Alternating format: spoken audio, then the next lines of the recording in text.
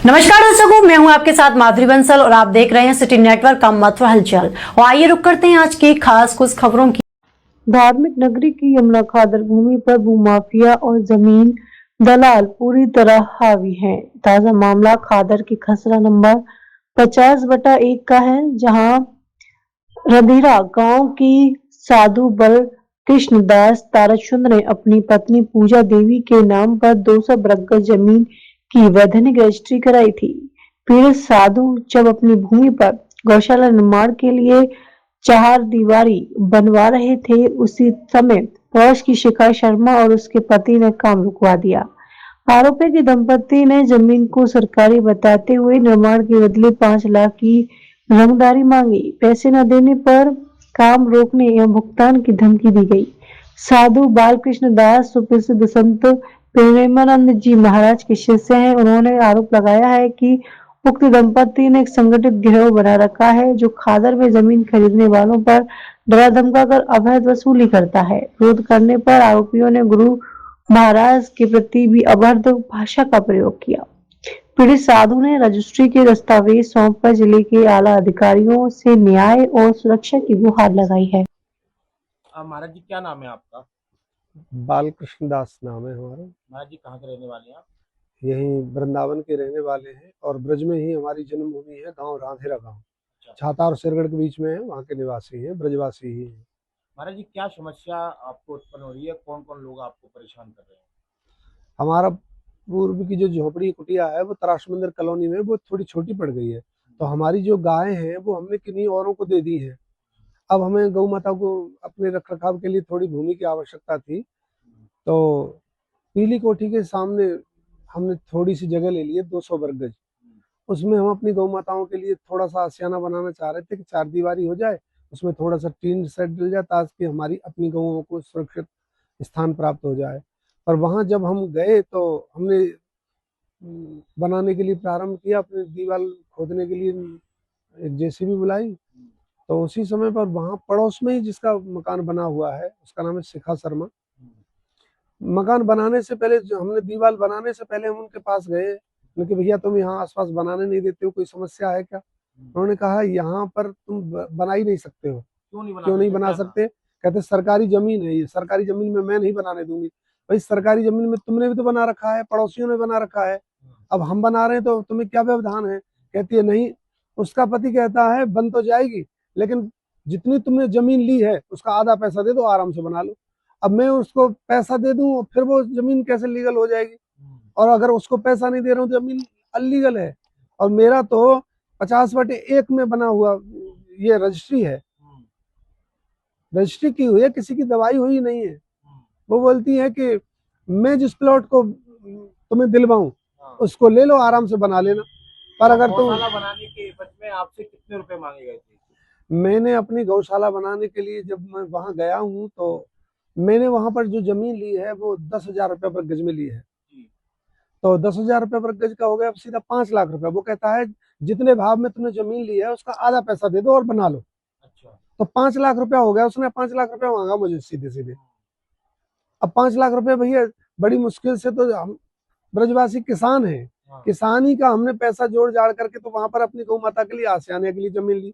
अब 5 लाख रुपए से दे किस बात का दे? यहीं के रहने वाले, यहीं का जीवन जीने वाले, वृंदावन में जीना है, वृंदावन में रहना है, गौ माताओं को रख रखाव के लिए किसी को 500 रुपए केवल दीवार खड़ी करने के लिए दे दे? भाई क्यों दे दे? कोई हम कोई 420 का काम थोड़ी कर रहे हैं, किसी से चंदा मांग कर थोड़ी कर रहे हैं, किसी के साथ में अत्याचार तो कर नहीं रहे, अपनी गौ माताओं के रख रखाव के लिए। अब बीच शहर में तो गौओं को रखा नहीं जा सकता है क्योंकि इतनी महंगी जमीन हो गई है, इसलिए थोड़ी सस्ती मिल गई, हमने वहां ली। लेकिन पता नहीं क्यों अब हमारे सामने एक माता जी का बन रही थी झोपड़ी, इसने उसको भी नहीं बनने दिया। अब सब लोग पैसा इसे कहाँ से दे देंगे और कैसे दे देंगे? और हमारे पास इतना पैसा कहाँ से आया? चलो हम डर धमक करके, मैं जब गया था तो पति पत्नी और 4-5 लोगों को लेकर के आकर खड़े हो गए कि तू यहाँ पर इतना बुरा बुरा बोला। पूज्य श्री प्रेमानंद जी महाराज के लिए बोलते हैं। वीडियो वायरल हो रही है वो क्या आप ही की है? उसमें मैं ही हूँ। मैं तो इसलिए वहां से डर कर आ गया हूँ क्योंकि उसने महाराज जी का नाम लिया है, पूज्य श्री प्रेमानंद के चेला, प्रेमानंद के चेला। अरे भैया महाराज जी को क्या लेना देना? लेकिन हम किसी का कोई अतिक्रमण नहीं कर रहे, ना सरकारी भूमि पर है, हमने सरकारी भूमि पर कुछ भी नहीं किया है, जबकि सरकारी भूमि पर तो उसने घर बना रखा है, उसका बना हुआ है, और चाहे उसका सरकारी पे हो या ना हो कोई बात नहीं, उसने अपने रजिस्ट्री से लिया है, कैसे भी लिया है, लेकिन उसका भी तो उसी खेत में बन रहा है। ठाकुर विक्रम सिंह जी के जो छोटे भाई हैं चरण सिंह जी, उनके बेटे से ये जमीन ली हुई है हमने। अब उन्होंने किस प्रकार से यहाँ पर व्यवस्था बनाई है, किस तरह से बांटा है, कॉलोनी उन्होंने काटी है।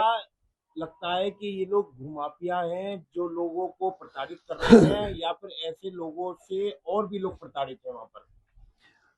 इनके बारे में और भी अखबार में निकली है, और एफआईआर की भी एक बार हमारे पास आई थी। इन्होंने कई लोगों को परेशान किया हुआ है, लेकिन जो पैसा दे देता है उसकी झोपड़ी बन जाती है वहां पर, जो नहीं देता है उसको ये परेशान करते हैं।